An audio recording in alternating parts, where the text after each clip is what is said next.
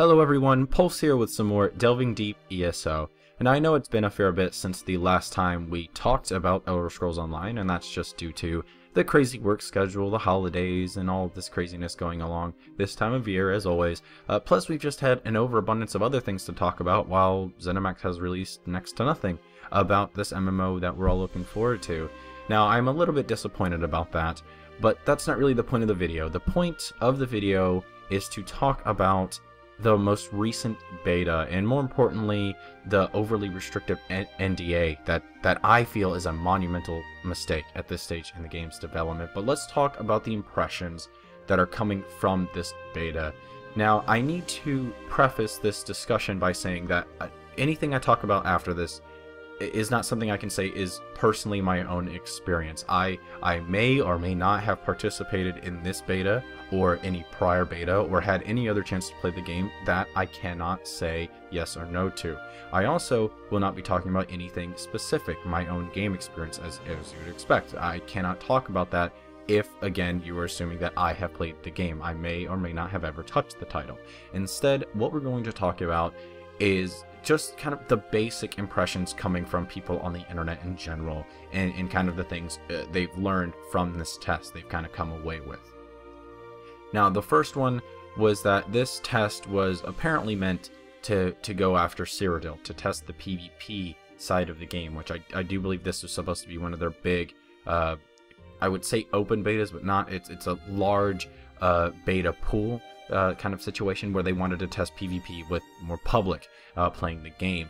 The problem is, it would seem that reaching Cyrodiil isn't very easy to do. It's not a very streamlined and user-friendly system in place to actually accomplish this goal, which is kind of a shame because, again, the whole point was to test PvP during this this beta session, and for the most part, people did never get there. They just messed around in the early levels, as we've had access in all of the prior betas and the different events that they've shown. This has kind of been the thing. You can play the early levels. We know tons about the early level stuff already, and it's a shame that we didn't actually get anything done. I don't know what Zenimax learned from this testing session, because as far as I can tell, the mass majority of people didn't have any chance to PvP at all. They could never figure out how to get there. Which kind of leads me into the next thing I'm going to talk about, which is the UI, which in general looks to be really messy and just plain wonky to deal with menus kind of hidden under other menus. In fact, I've heard a lot of people kind of throughout the argument that the reason it is so clunky is because they've decided to go so hard to appease the console crowd, and that's kind of worrisome. Because we all know the mouse is faster than the thumbstick, the keyboard is quicker than the face buttons of a controller, and if the UI is done in a way that facilitates the controller crowd way too much, the UI for the keyboard, the PC, and the Mac users is going to be overly obtrusive, and it's going to cause some serious issues. They're going to get in the way of the actual play. Now, the other thing I wanted to mention about the UI that I've seen a lot of people talk about was just the sheer irregular way it was built and set up. There doesn't seem to be any cohesion between, like, the combat UI, which is essentially this non-existent thing. You have very little to look at when you're in combat, which I suppose is a pro, right, for the actual game. You don't want an obtrusive UI when you're in combat. They want to keep you focused on the actual gameplay. But then you have the menus, the other side of the game, where you have to tinker with your character and place armor and go into your inventory, and all of these other systems that you kind of put behind combat. You have to dig through a mountain of menus and drop down little checkboxes and stuff to get anywhere and do anything. It's apparently very convoluted and not very streamlined and easy to use, and just very clunky in general. Now, kind of along the same lines of just clunky and not really working, the map has some serious issues from what I can tell. It looks like it was probably bugged, but it does look like in some cases that maybe it was just unfinished as well. Even if it wasn't bugged, it's not really worth using. The thing with the map, though, I suppose, I guess you can take as a benefit, is that the navigation bar at the top of the screen, which is very akin to the Skyrim way of traveling and navigating around the world, apparently works fine. For the most part, it gets the job done. It's not perfect. It takes a little bit getting used to if you're not used to playing like a game like Skyrim. but it gets the job done in terms of pointing the player in the right direction. Now, that's really the only thing that does work this way. The next thing I want to talk about is the fact that a lot of people feel this game isn't very noob friendly for anyone that is new to one side or the other part of the game, that being the MMO fans on one side and the test fans on the other. The navigation bar points you in the right direction, but outside of this, there's no direction given to, like, the test fans, for example, to show them the way quest flow is going to work and point them in the right direction as to how to deal with the MMO mechanics in general. And then you have the MMO fans that are just kind of sit there wondering how to deal with the Elder Scrolls part of the game. How do you go from quest to quest and things like that? I suppose for the MMO guys it's not nearly as severe, but the test guys are just left hanging from what I can tell. And it's just, again, a kind of worrisome thing. I feel like any gamer, or even remotely competent, should be able to pick up the intricacies with practice, but that's the thing with MMOs in general. At the beginning, it's very, very tough, but once you get it, you kind of just understand the changes and the different things that come into play, and then it becomes second nature, which is a thing with MMOs a lot of people take for granted. When they meet a new player, they just assume that player's going to know what to do, but you have to realize when you were a newbie, odds are you didn't pick up every little intricacy, every little detail of the MMO side of the game with ease. Odds are that didn't happen, and that kind of points to this weird issue that apparently there's no tutorial system, which is weird because this is a large beta pool from what I can tell, and that lack of tutorial is kind of ridiculous and kind of just I don't understand it. I really don't. And I cannot understand why they would think they can get away without a tutorial when they know for a fact that test fans that have never touched a damn MMO in their life are going to give this game a try. MMOs are complicated. Anyone with half a brain could tell you that. There's a huge learning curve for those that are unfamiliar, and a tutorial is very helpful for people who don't play MMOs. It's frustrating. It's really, really frustrating, and I'm sure you can tell in my voice by now that I'm just getting really, really upset with the ridiculousness that it's coming off of this beta. I get people don't want hand-holding, but there is a difference, and MMO is way different than your Skyrim and your stuff like that where it's just open-ended. There are so many other systems in place that need some hand-holding for those who do not understand the game. But let's go back a little bit before I get too ranty on that. Let's move on to this idea that there are, in fact, two separate games coming together here, and it's pretty confusing to people who aren't playing the game as it is. They haven't experienced both sides of the game. If you are an MMO player and you've never played a test game, you're pretty freaking confused. If you're a test fan and you've never played an MMO, you're even more confused. And as I predicted, and many other people predicted and warned, apparently the mix between Elder Scrolls and MMO doesn't quite work. At least in these early levels, it isn't there. The balance that they've strived for to sit on this fence doesn't work. And again, as I fucking warned over and over and over again, I personally advocated the idea that Zenimax should lean more towards the MMO side of development instead of trying to cater so damn much to the non-MMO player base that they are going to shoot themselves in the foot, because the MMO part of the game, the pillars that make an MMO successful, are going to keep this game above water for way, way longer than anything the Elder Scrolls part of the game can do. It simply cannot work any other way than this. And if you think otherwise, if you think that the MMO part of the game isn't the more substantial part, you're clueless. You're kidding yourself.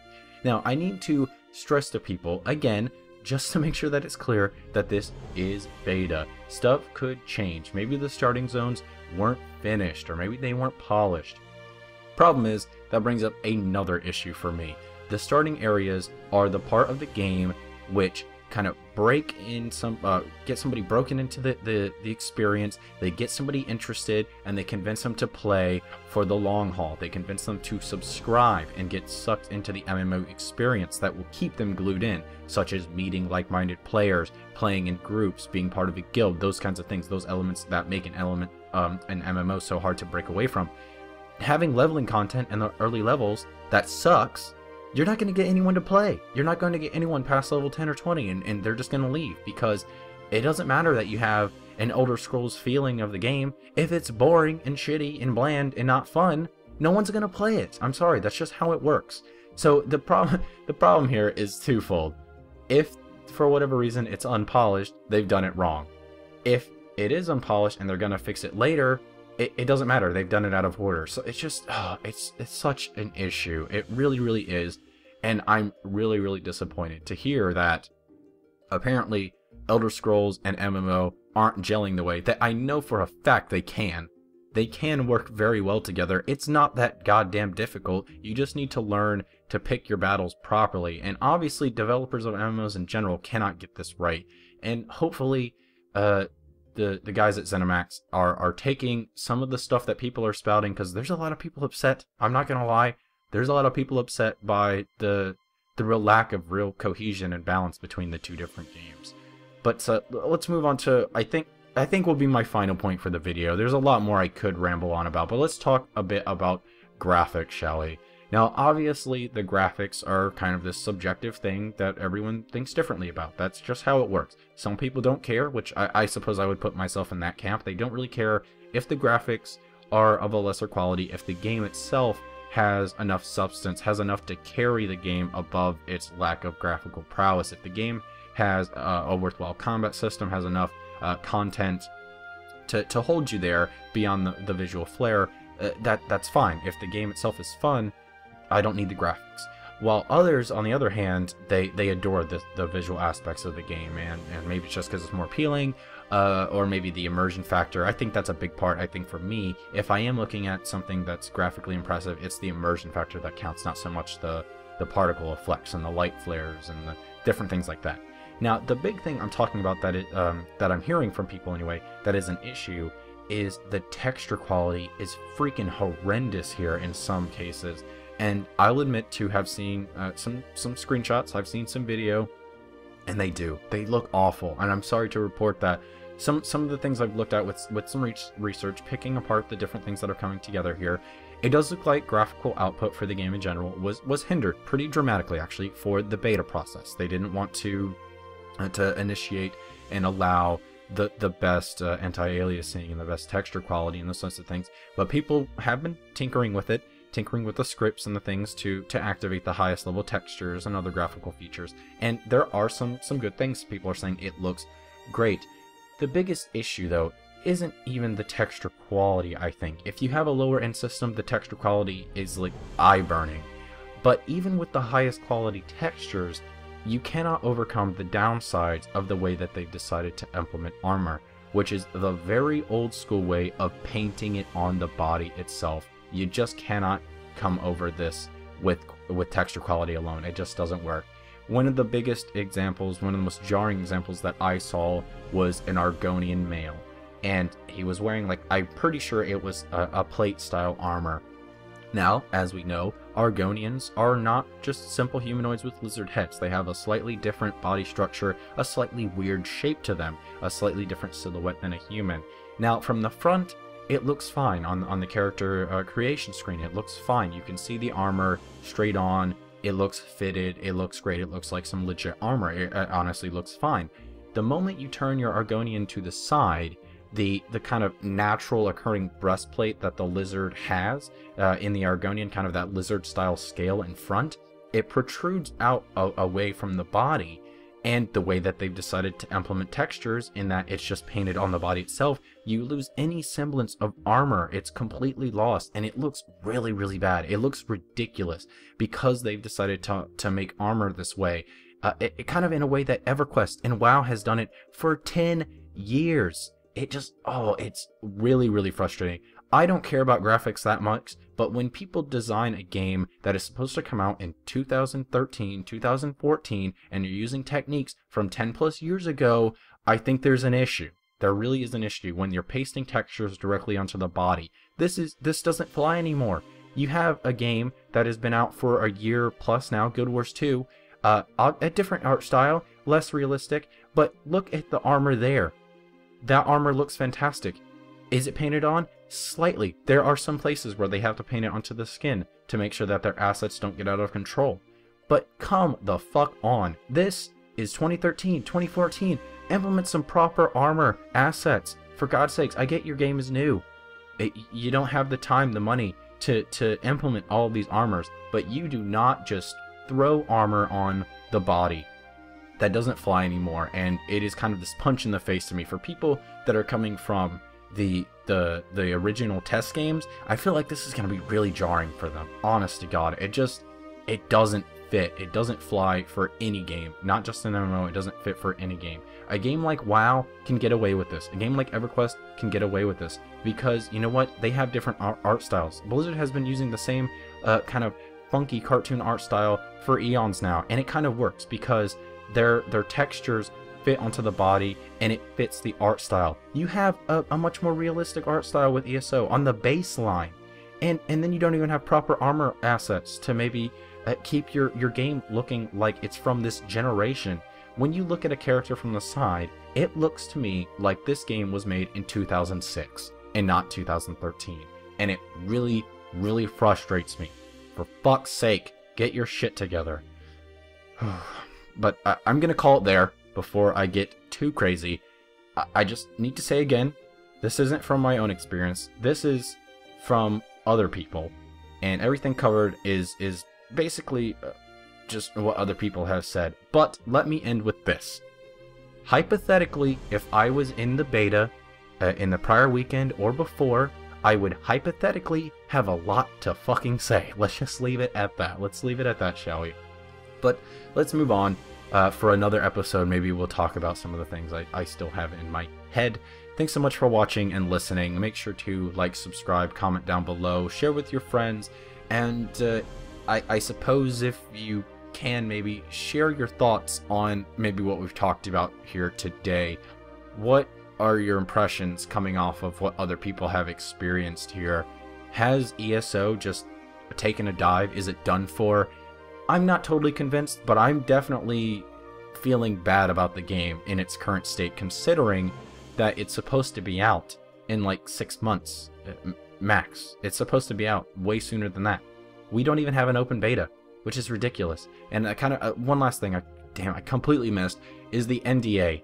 For fuck's sakes, take your NDA off. Grow some nuts. Let us talk about your goddamn game, because otherwise you look like a pansy who isn't confident in their product. And I've talked about this before, and I understand the need to hide your development process, to hide your game, but you do not do it 6 months out from your game. You have an open beta by now. You let people talk about your game. You make improvements. They should be testing the PvE content at the end game by now, but they're not. We don't even have past level 15 starter zones.